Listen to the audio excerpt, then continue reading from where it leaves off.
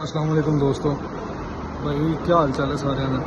भाई जान मैनू एक साल हो गया सी भाई अपना ओवर स्टे होया अपने वीजे ते भाई जान मैं बड़ा परेशान सी कि किया जाए।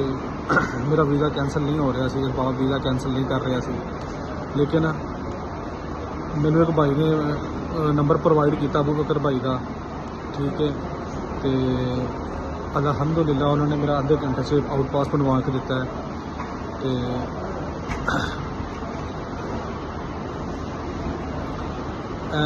अलहमदुलिल्लाह मेरा हाथ के आउट पास अपना हाथ के बोर्डिंग करवा के वेटिंग एरिया में बैठा होया, आधे घंटे मैं आउट पास अपना बनवाया है, ठीक है। तो मैं एडवांस पैसे दे के, ठीक है, एडवांस पैसे दिते ने भाई, मेरे को कन्वेंस है नहीं सी भाई होना को जानता, एडवांस पैसे दिते ने भाई होनी मेरे को आए ने, खुद भाई होना ने बंदा भेजा, आधे घंटे से मैंने आउट पास तैयार करवा के दिता। तो मैं भाई अलहमदुलिल्लाह हाँ मैं आउट पास बनवाया तो मैं जा रहा।